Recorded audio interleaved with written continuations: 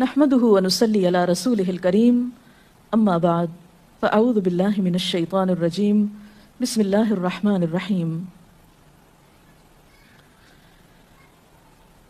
ایک پاکیزہ معاشرہ اسی وقت وجود میں آ سکتا ہے جب خاندانی نظام مضبوط ہو، اور خاندانی نظام کی مضبوطی کا انحصار شوہر اور بیوی کے باہمی تعلقات پر ہوتا ہے۔ دونوں کے درمیان جب تک باہم موافقت نہ ہو، دونوں ایک دوسرے کے حقوق کا خیال نہ رکھیں، اس وقت تک خاندان کے اندر خوشی، راحت، سکون پیدا نہیں ہو سکتا۔ تو آئیے ہم دیکھتے ہیں کہ اسلام شوہر اور بیوی کو ایک دوسرے کے حقوق کی ادائیگی کے لیے کیا حکم دیتا ہے۔ سب سے پہلے شوہر کی ذمہ داریوں پہ بات کریں گے اور عورت کے حقوق پر۔ قرآن پاک میں اللہ سبحانہ و تعالیٰ نے شوہر اور بیوی دونوں کو ایک دوسرے کا لباس بتایا ہے۔ ارشاد باری تعالیٰ ہے ہن لباس لکم وانتم لباس لہن، وہ تمہارا لباس ہیں اور تم ان کا لباس ہو۔ اور لباس انسان کے لیے حفاظت، زیب و زینت اور سکون کا باعث ہوتا ہے۔ انسان اپنے لباس سے پہچانا جاتا ہے، انسان اپنے لباس کی کیئر کرتا ہے، اس کی حفاظت کرتا ہے، نگہداشت کرتا ہے، اس کے بارے میں کانشیس ہوتا ہے، اس سے غافل نہیں ہوتا، کیونکہ وہ اس کی شخصیت کو خوبصورت بناتا ہے، اور اگر لباس اچھا نہیں تو شخصیت داغدار ہو جاتی ہے۔ تو جس طرح لباس اور جسم کا باہم تعلق ہے، ایک مضبوط تعلق، قریبی تعلق، اسی طرح شوہر اور بیوی کا بھی باہم ایک مضبوط قریبی تعلق ہوتا ہے۔ اس لیے دونوں جب تک ایک دوسرے کے حقوق ادا نہ کریں، دونوں ایک دوسرے کا خیال نہ رکھیں، تو کوئی بھی خوشگوار خاندان جنم نہیں لے سکتا۔ تو آئیے دیکھتے ہیں کہ اس سلسلے میں اسلام کی تعلیمات کیا ہیں۔ سب سے پہلے شوہر کو یہ تلقین کی گئی کہ وہ بیوی کے ساتھ اچھا سلوک کرے۔ قرآن پاک میں اللہ تعالیٰ فرماتے ہیں وَعَاشِرُوهُنَّ بِالْمَعْرُوفِ، اور ان عورتوں کے ساتھ معروف طریقے سے، بھلے طریقے سے زندگی بسر کرو۔ حجۃ الوداع کے موقع پر نبی صلی اللہ علیہ وسلم نے مردوں کو تلقین کرتے ہوئے فرمایا لوگو سنو، عورتوں کے ساتھ اچھے سلوک سے پیش آؤ، کیونکہ وہ تمہارے پاس قیدیوں کی طرح ہیں۔ تمہیں ان کے ساتھ سختی کرنے کا کوئی حق نہیں سوائے اس صورت کے جب ان کی طرف سے کھلی ہوئی نافرمانی سامنے آئے۔ اسی طرح آپ نے اپنے اس خطبے میں یہ بھی فرمایا کہ دیکھو سنو، تمہارے کچھ حقوق تمہاری بیویوں پر ہیں اور تمہاری بیویوں کے کچھ حقوق تم پر ہیں۔ تمہارا حق ان پر یہ ہے کہ وہ تمہارے بستروں کو ان لوگوں سے نہ روندوائیں جن کو تم ناپسند کرتے ہو، اور تمہارے گھروں میں ایسے لوگوں کو نہ آنے دیں جن کا آنا تمہیں ناگوار ہو، اور سنو ان کا تم پر یہ حق ہے کہ تم انہیں اچھا کھلاؤ اور اچھا پہناؤ۔ اسی طرح اسلام شوہر کو یہ حکم بھی دیتا ہے کہ وہ بیوی کے ساتھ خوش گمان رہے۔ اور اگر دیکھا جائے تو انسانی گمان اور انسانی سوچ انسان کے عمل کی بنیاد بنتی۔ آپ کسی کے ساتھ بھی اچھا سلوک اسی وقت کر سکتے ہیں جب آپ اس کے بارے میں حسن ظن رکھتے ہوں، اس کے بارے میں اچھی سوچ رکھتے ہوں، اس کے لیے برا نہ چاہتے ہوں۔ اسی لیے ہم دیکھتے ہیں کہ قرآن پاک میں اللہ سبحانہ وتعالیٰ تلقین فرماتے ہیں کہ فَإِن كَرِهْتُمُوهُنَّ فَعَسَىٰ أَن تَكْرَهُوا شَيْئًا وَيَجْعَلَ اللَّهُ فِيهِ خَيْرًا كَثِيرًا، کہ اگر وہ تمہیں کسی وجہ سے ناپسند بھی ہوں تو ہو سکتا ہے کہ ایک چیز تمہیں پسند نہ ہو، مگر اللہ تعالیٰ نے اسی میں تمہارے لیے بہت کچھ بھلائی بنا رکھی ہو۔ اس مفہوم کو آپ صلی اللہ علیہ وسلم نے ایک حدیث میں یوں بیان کیا ہے کہ کوئی مومن اپنی مومنہ بیوی سے نفرت نہ کرے۔ اگر بیوی کی کوئی عادت اس کو پسند نہیں تو ہو سکتا ہے کوئی دوسری خصلت اس کو پسند آ جائے۔ اسی طرح بیوی کے ساتھ عفو درگزر کی روش اختیار کرنے کا بھی حکم دیا گیا ہے، کیونکہ گھر میں 100 معاملات ایسے ہو سکتے ہیں جن میں دونوں کو ایک دوسرے سے اختلاف ہو، یا ایک دوسرے کی کوئی بات ناپسند ہو، یا ایک دوسرے کی طرف سے کچھ زیادتی ہو۔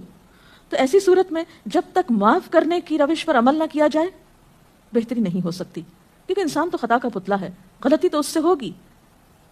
اس لیے قرآن پاک میں خاص طور پر اہل ایمان کو حکم ہے یا ایھا الذین آمنوا ان من ازواجکم و اولادکم عدوا لکم، اے لوگو جو ایمان لائے ہو، تمہاری بعض بیویاں اور اولاد تمہارے دشمن ہو سکتے ہیں، فاحذروہم، ان سے محتاط رہو، وَإِن تَعْفُوا وَتَصْفَحُوا وَتَغْفِرُوا فَإِنَّ اللَّهَ غَفُورٌ رَحِيمٌ، پھر اگر تم معاف کر دو، بخش دو، عفو درگزر سے کام لو، تو بے شک اللہ تعالیٰ بھی غفور الرحیم ہے۔ معاف کرنے کے لیے یہاں پر 3 الفاظ ایک جگہ پر استعمال ہوئے ہیں، تعفو، تصفحو، تغفرو۔ اس سے آپ اندازہ لگا سکتے ہیں کہ کس قدر تاکید ہے معاف کرنے کی، اور ایک اچھا گھرانہ معاف کیے بغیر ایک دوسرے کو وجود میں آ ہی نہیں سکتا۔ نبی صلی اللہ علیہ وسلم نے خاص طور پر عورت کے ساتھ اچھے سلوک کی تلقین کرتے ہوئے فرمایا، عورتوں کے ساتھ اچھا سلوک کرو، عورت پسلی سے پیدا کی گئی ہے اور پسلیوں میں سب سے زیادہ اوپر کا حصہ ٹیڑھا ہے، اس کو سیدھا کرو گے تو ٹوٹ جائے گی، چھوڑ دو گے تو ٹیڑھی رہے گی، بس عورتوں کے ساتھ اچھا سلوک کرو۔ بعض اوقات یہ سمجھا جاتا ہے کہ اس میں شاید عورتوں کی توہین کی گئی، نہیں، اس میں عورت کی فطرت کو بتایا گیا ہے کہ اس کے اندر ایک خاص طرح کے جذبات اللہ تعالیٰ نے پیدا کیے ہیں۔ مرد عموماً زیادہ عقل سے کام لیتے ہیں جبکہ عورت جذبات سے کام لیتی ہے، تو مرد اپنی سوچ کے مطابق عورت سے معاملہ نہ کرے بلکہ عورت کی پوزیشن کو دیکھتے ہوئے، اس کے جذبات کو دیکھتے ہوئے اس سے معاملہ کرے اور حسن سلوک کرے تو خاندانی زندگی زیادہ خوشگوار ہو سکتی ہے۔ پھر اسی طرح بیوی کے ساتھ خوش اخلاقی کا برتاؤ کرنے کا حکم دیا گیا۔ آپ صلی اللہ علیہ وسلم نے فرمایا، کامل ایمان والے مومن وہ ہیں جو اپنے اخلاق میں سب سے اچھے ہیں، اور تم میں سب سے اچھے لوگ وہ ہیں جو اپنی بیویوں کے حق میں سب سے اچھے ہیں۔ ہمارے ہاں تو اس شخص کو زن مرید کہا جاتا ہے جو بیوی کے ساتھ اچھا سلوک کرتا ہو، حالانکہ اللہ کے رسول صلی اللہ علیہ وسلم کے نزدیک سب سے اچھا مومن وہ ہے جو بیوی کے حق میں خوش اخلاقی برتتا ہے۔ یعنی کسی انسان کی خوش اخلاقی کا ثبوت اس سے نہیں دیا جائے گا کہ وہ اپنے گھر سے باہر کس کے ساتھ کیسا ہے، بلکہ یہ دیکھا جائے گا کہ وہ گھر کے اندر کیسا سلوک کر رہا ہے اپنے قریب ترین انسان کے ساتھ۔ حضرت عائشہ رضی اللہ تعالیٰ عنہا فرماتی ہیں کہ میں نبی صلی اللہ علیہ وسلم کے ہاں گڑیوں سے کھیلا کرتی تھی، میری سہیلیاں بھی میرے ساتھ کھیلتی، جب نبی صلی اللہ علیہ وسلم تشریف لاتے تو سب ادھر ادھر چھپ جاتی، آپ ڈھونڈ ڈھونڈ کر ایک ایک کو میرے پاس بھیجتے تاکہ وہ میرے ساتھ کھیلیں۔ اس سے آپ اندازہ لگا سکتے ہیں کہ آپ صلی اللہ علیہ وسلم کا اپنے ازواج مطہرات کے ساتھ کیسا سلوک تھا، کیسا معاملہ تھا، اور وہ ان کے جذبات کا کس قدر خیال رکھتے تھے۔ اسی طرح شوہر کی ذمہ داریوں میں سے یہ ذمہ داری بھی ہے کہ وہ بیوی کو خوش دلی سے نان نفقہ دے، اس کی ضروریات پوری کرے۔ اس سے نہ صرف یہ کہ دنیاوی اعتبار سے وہ اپنی ذمہ داری پوری کرے گا بلکہ آخرت کے اعتبار سے بھی وہ بہترین اجر و ثواب کا مستحق ہوگا۔ نبی صلی اللہ علیہ وسلم نے فرمایا، ایک دینار وہ ہے جو تم نے اللہ کی راہ میں خرچ کیا، ایک وہ ہے جو تم نے کسی غلام کو آزاد کرنے میں خرچ کیا، ایک وہ ہے جو تم نے کسی فقیر کو صدقے میں دیا، اور ایک وہ ہے جو تم نے اپنے گھر والوں کو صدقے میں دیا، یعنی اپنی بیوی کو کھلایا، اس کی ضروریات پوری کرنے پہ لگایا۔ ان میں سب سے زیادہ اجر و ثواب اس دینار کے خرچ کرنے کا ہے جو تم نے اپنے گھر والوں پہ خرچ کیا۔ وہ لقمہ جو شوہر اپنی بیوی کو کھلاتا ہے وہ شوہر کے حق میں صدقہ لکھا جاتا ہے، یعنی فریضے کی ادائیگی تو اپنی جگہ، لیکن اس کا خرچ کرنا اس کے لیے باعث ثواب ہے اس مد میں۔ پھر اسی طرح بیوی بچوں کی دینی تعلیم و تربیت یہ بھی شوہر کی ذمہ داری۔ قرآن پاک میں اللہ تعالیٰ فرماتے ہیں، یا ایھا الذین آمنوا قوا انفسکم واہلیکم نارا، اے لوگو جو ایمان لائے ہو، اپنے آپ کو اور اپنے گھر والوں کو آگ سے بچاؤ۔ قرآن پاک میں نبی صلی اللہ علیہ وسلم کے ذریعے امت کو حکم دیا گیا ہے، وَأْمُرْ أَهْلَكَ بِالصَّلَاةِ وَاصْطَبِرْ عَلَيْهَا، کہ اپنے گھر والوں کو نماز کا حکم دو اور خود بھی اس کی پابندی کرو۔ اسی طرح بیوی کے لیے بھی کچھ احکامات ہیں، بیوی کی بھی کچھ ذمہ داریاں ہیں جو اسے شوہر کے حق میں پوری کرنا ہے۔ پہلی ذمہ داری ہے کہ بیوی خوشی کے ساتھ شوہر کی اطاعت کرے۔ قرآن پاک میں نیک عورتوں کی صفت یہ بتائی گئی ہے، فَالصَّالِحَاتُ قَانِتَاتٌ، نیک عورتیں فرما بردار ہوتی ہیں، ایک طرف اللہ کی اطاعت گزار اور دوسری طرف شوہر کی اطاعت گزار۔ شوہر کی اطاعت کے بارے میں ایک حدیث میں آتا ہے، آپ صلی اللہ علیہ وسلم نے فرمایا، 2 قسم کے لوگ ایسے ہیں کہ جن کی نمازیں ان کے سروں سے اوپر نہیں جاتی، ایک وہ غلام جو اپنے آقا سے بھاگ جائے جب تک کہ واپس نہ آئے، اور دوسرے وہ بیوی جو اپنے شوہر کی نافرمانی کرے جب تک کہ نافرمانی سے باز نہ آ جائے۔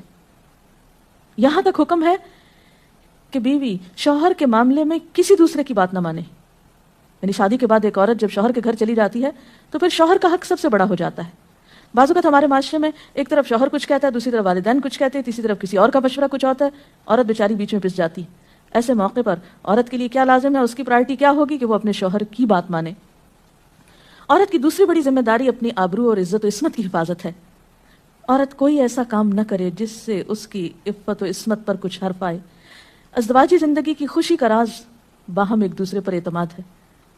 اگر کوئی بھی ایسا کام عورت کرتی ہے جس سے شوہر کے دل میں شک ہو جاتا ہے، اعتماد ختم ہو جاتا ہے، تو اس سے ازدواجی زندگی کی خوشیاں ختم ہو جاتی ہیں۔ یہ اعتماد بے حد ضروری ہے، اور اس کے لیے اپنی عزت عصمت کی خصوصی حفاظت۔ نبی صلی اللہ علیہ وسلم نے فرمایا، عورت جب 5 وقت کی نماز پڑھے، اپنی آبرو کی حفاظت کرے، اپنے شوہر کی فرما بردار رہے، تو وہ جنت کے جس دروازے سے چاہے داخل ہو جائے۔ اسی لیے شوہر کی اجازت اور مرضی کے بغیر گھر سے بھی نہیں نکلنا چاہیے۔ حضرت معاذ بن جبل کہتے ہیں کہ نبی صلی اللہ علیہ وسلم نے فرمایا خدا پر ایمان رکھنے والی عورت کے لیے جائز نہیں کہ وہ اپنے شوہر کے گھر میں کسی ایسے کو آنے دے جس کا آنا شوہر کو پسند نہ ہو، اور ویسی صورت میں گھر سے نکلے جب اس کا نکلنا شوہر کو پسند نہ ہو۔ اطاعت کے علاوہ شوہر کو خوش رکھنا یہ بھی بے حد ضروری ہے۔ نبی صلی اللہ علیہ وسلم نے فرمایا جس عورت نے اس حال میں انتقال کیا کہ اس کا شوہر اس سے خوش تھا تو وہ جنت میں داخل ہوگی۔ اور عموماً کسی کی خوشی کے لیے انسان اپنے جذبات کی قربانی دیتا ہے، بعض اوقات اپنی سوچ کی قربانی دیتا ہے، بعض اوقات اپنے کسی اور راحت و آرام کی قربانی دیتا ہے۔ تو ایک عورت جب اپنے شوہر کو خوش کرتی ہے تو جواباً اس کے لیے خوشی پلٹتی ہے۔ اس لیے گھریلو زندگی کی خوشی کا انحصار اسی بات پر ہے کہ دونوں ایک دوسرے کے لیے قربانی کے جذبات رکھتے ہوں، ایک دوسرے کے لیے رحمت اور ایک دوسرے کے لیے مودت کا ذریعہ ہوں، جیسا کہ قرآن پاک میں شادی کا مقصد یہ بتایا گیا کہ دونوں کے درمیان باہم مودت اور رحمت کے جذبات ہوں، ایک دوسرے کے لیے سکون کا باعث ہوں، تاکہ انسانی زندگی بہترین طریقے پر رواں دواں رہے۔ اسی طرح شوہر سے محبت کا اظہار کرنا، اس کے ساتھ وفادار رہنا، اس کا احسان ماننا یہ بھی بے حد ضروری ہے۔ حضرت اسماء کہتی ہیں کہ ایک بار نبی صلی اللہ علیہ وسلم میرے پاس سے گزرے، میں اپنی سہیلیوں کے ساتھ تھی، آپ نے ہمیں سلام کیا اور ارشاد فرمایا تم پر جن کا احسان ہے ان کی ناشکری سے بچو۔ تم میں سے ایک اپنے ماں باپ کے گھر کافی دنوں تک بن بیاہی بیٹھی رہتی ہے، پھر اللہ تعالیٰ اس کو شوہر عطا کرتا ہے، اولاد دیتا ہے، اور ان سارے احسانات کے باوجود اگر کبھی کسی بات پہ شوہر سے ناراض ہوتی ہے تو کہہ اٹھتی ہے میں نے تو کبھی تمہاری طرف سے کوئی بھلائی دیکھی ہی نہیں۔ تو یہ جملہ ناشکری کا جملہ ہے جو عورت کو نہیں بولنا چاہیے۔ قیامت کے دن اللہ تعالیٰ اس عورت کی طرف نظر رحمت اٹھا کر نہیں دیکھے گا جو شوہر کی ناشکری ہوگی۔ اور آخری بات یہ کہ عورت کے اوپر لازم ہے کہ وہ اپنے گھر بار، مال و اسباب اور اپنی ذمہ داریوں میں شوہر کی مددگار رہے، شوہر کی وفادار رہے۔ آپ صلی اللہ علیہ وسلم نے فرمایا قریش کی عورتیں کتنی اچھی عورتیں ہیں جو بچوں پہ بہت مہربان اور شوہر کے گھر بار کی حفاظت کرنے والی ہیں۔ آپ صلی اللہ علیہ وسلم نے ایک اچھی عورت کی خوبیاں بیان کرتے ہوئے فرمایا مومن کے لیے خوف خدا کے بعد سب سے مفید اور باعث خیر نعمت نیک بیوی ہے۔ اور نیک بیوی کون؟ جب وہ شوہر اسے کسی کام کے لیے کہے تو خوشی سے کر دے، جب اس پہ نگاہ ڈالے تو اسے خوش کر دے، جب اس کے بھروسے پہ قسم کھائے تو وہ اس کی قسم پوری کر دے، جب وہ کہیں چلا جائے تو اس کے پیچھے اپنی عزت و آبرو کی حفاظت کرے، اور شوہر کے مال و اسباب کی اور ان سب چیزوں کی نگرانی میں شوہر کی خیرخواہ اور وفادار رہے، اور اس کے ساتھ ساتھ اپنی صفائی، زیبائش اور سلیقہ مندی کا بھی ثبوت دے۔ اس سلسلے میں اگر آپ کے ذہن میں مزید کچھ سوالات ہوں تو آپ کر سکتے ہیں۔ اگر والدین اور شوہر دونوں میں سے کسی ایک کی بات ماننے کا جیسے وقت ہو تو پھر کس کی بات پہلے مانی چاہیے؟ شادی کے بعد شوہر کی بات ماننا زیادہ ضروری ہے بنسبت کسی اور کے، کیونکہ واضح طور پر آتا ہے کہ عورت شوہر کے معاملے میں کسی دوسرے کی بات نہ مانے۔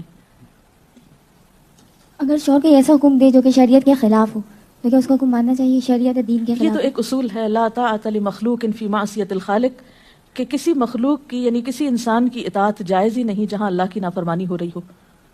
یہ تو ایک واضح اور طے شدہ بات ہے، اس لیے جہاں اطاعت کی بات ہوگی وہ معروف میں ہوگی، نیکی اور بھلائی کے کاموں میں ہوگی، شر میں اور برائی میں نہیں ہوگی۔ اگر کسی کا شوہر ناراض اس کا انتقال ہو جائے، وہ ناراض ہو اس کا انتقال ہو جائے، ایسی بیوی کیا کرے؟ بعد میں شوہر کے لیے دعائے مغفرت کرے، اس کی طرف سے صدقہ خیرات کرے تو انشاءاللہ اللہ تعالیٰ معاف کرنے والا ہے۔ ڈاکٹر صاحبہ اگر ایک پارٹنر اپنے حقوق، اپنے فرائض پورے کرتا ہے لیکن دوسرا جو ہے وہ نہیں کر رہا تو اس صورت میں پھر کیا رویہ ہونا چاہیے؟ اس میں یہ کہ حسن سلوک کے ساتھ دوسرے شخص کو توجہ دلانی چاہیے کہ وہ اپنے حقوق پورے کرے، کیونکہ تالی دونوں ہاتھوں سے بجتی ہے۔ ایک شخص کب تک اچھا سلوک کر سکتا ہے اگر دوسری طرف سے اچھا سلوک نہ ہو؟ لیکن یہ یاد رکھیے کہ انسان بد اخلاقی کے ساتھ نہ کسی کا دل جیت سکتا ہے، زور زبردستی کے ساتھ کسی سے اپنے حقوق نہیں منوا سکتا۔ وقتی طور پہ ہو سکتا ہے کہ پریشرائز ہو جائے، لیکن کسی کے دل میں اپنی جگہ نفرت یا سختی سے نہیں بنائی جا سکتی، محبت کے ساتھ ہی بنتی ہے۔ اس لیے صبر سے کام لینا چاہیے، اس معاملے میں جلد بازی نہیں کرنی چاہیے، اور دوسرے کو اپنے اخلاق کے ساتھ درست کرنے کی کوشش کرنی چاہیے، کیونکہ شوہر اور بیوی کا باہم تعلق جو ہے وہ بنیادی طور پر ہے ہی محبت کا تعلق۔ اگر شوہر دینی تعلیم کو اہمیت نہیں دیتا لیکن بیوی اسے حاصل کرنا چاہتی ہے تو ایسے میں بیوی کو کیا کرنا چاہیے؟ اب دیکھیے کہ دین کی تعلیم تو یہی ہے کہ طلب العلم فریضۃ علی کل مسلم، علم حاصل کرنا ہر مسلمان پر فرض ہے۔ اس میں جیسے مرد کا حق ہے علم حاصل کرنے کا، ایسا ہی عورت کا بھی حق ہے، کیونکہ علم کے بغیر تو زندگی اندھیر ہے، نہ انسان دنیا میں صحیح طور پر زندگی بسر کرتا ہے اور آخرت میں بھی وہ کیسے حساب کتاب دے سکتا ہے جب اس کو پتہ ہی نہیں کہ اس کی ذمہ داریاں کیا ہیں, اسے کیا کرنا چاہیے اور کیا نہیں کرنا چاہیے. تو اس لیے اسلام نے ایسے معاملے میں عورت کو حق دیا ہے کہ وہ اپنا حق لے سکتی ہے, یعنی اگر شوہر نہیں بھی راضی تو وہ دینی علم حاصل کر سکتی ہے جس پر اس کی دنیا اور آخرت کی فلاح کا انحصار ہے. اگر شوہر دوسری شادی کرنا چاہے اور اپنی پہلی بیوی سے اجازت لینا کیا اس پہ فرض ہے؟ نہیں, فرض نہیں. السلام علیکم میڈم جو نان نفقے کا ذکر کیا نا کہ ذمہ داری شوہر پہ ہے, تو وہ جی ہاں. کس حد تک ذمہ دار ہے, مطلب کہاں تک دے سکتا ہے, کوئی لمٹ ہے اس کی کہ اتنا کماتا ہے تو اتنا دے سکتا ہے؟ نہیں, اصل میں اس میں کوئی حساب کتاب تو نہیں کیا گیا, ہر ایک کو اس کی حیثیت کے مطابق دینا ہوتا ہے.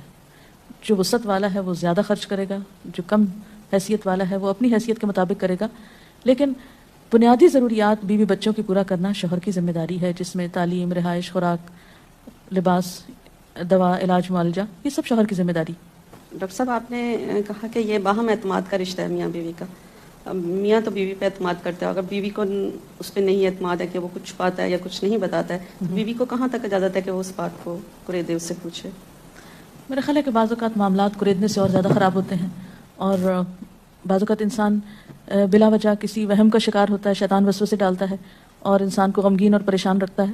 تو اس میں یہ ہے کہ انسان کو تجسس کرنے سے منع کیا گیا ہے, کیونکہ اس سے حاصل کچھ نہیں ہوتا, اور انسان کے ظاہر پر ہی معاملہ کرنا چاہیے اس سے. اس کے ساتھ ہی آج کے پروگرام کا وقت ختم ہوتا ہے, اب اجازت چاہتے ہیں. السلام علیکم ورحمۃ اللہ وبرکاتہ. اللہ اکبر لا الہ الا اللہ واللہ اکبر, اللہ اکبر وللہ الحمد.